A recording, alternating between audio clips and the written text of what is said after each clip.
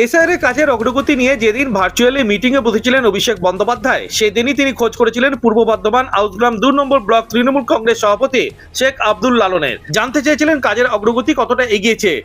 দলের সর্বভারতীয় সভাপতি অভিষেক বন্দ্যোপাধ্যায় এই ভোকাল টনিক পাওয়া মাত্রই উজ্জীবিত হয়ে আরো তৎপর হলেন আব্দুল লালন শেখ। আউসগ্রামের এই তৃণমূল নেতা এবার ব্লকের 7টি ক্যাম্প ঘুরে দেখলেন। তৃণমূলের যে ভোট রক্ষা ক্যাম্প রয়েছে সেই ভোট রক্ষা ক্যাম্পগুলিতে ঘুরে তিনি মানুষের সুবিধা অসুবিধার কথা শুনলেন।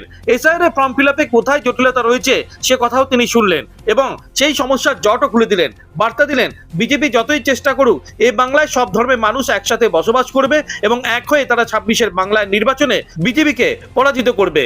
কলঙ্ক দেওয়ার জন্য কিন্তু বাংলার মাটি শক্ত ঘাঁটি, বাবা বাংলায় এটা চলবে না, এইটা দিল্লি হতে দেবো না, এটা বিহার হতে দেবো না, এটা বাংলার মাটি।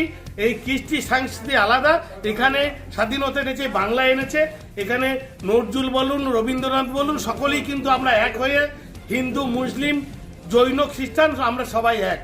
আমাদের লক্ষ্য একটাই থাকবে, সবার ওপর মানুষত্ব, তাহার ওপর কিছু নাই।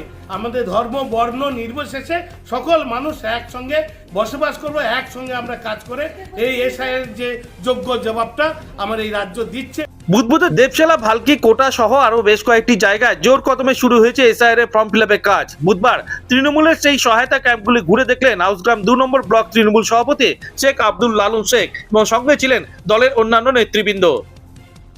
পূর্ব বর্ধমানে আউসগ্রাম থেকে অনুরাধা সেনগুপ্তের রিপোর্ট, খাঁটি খবর।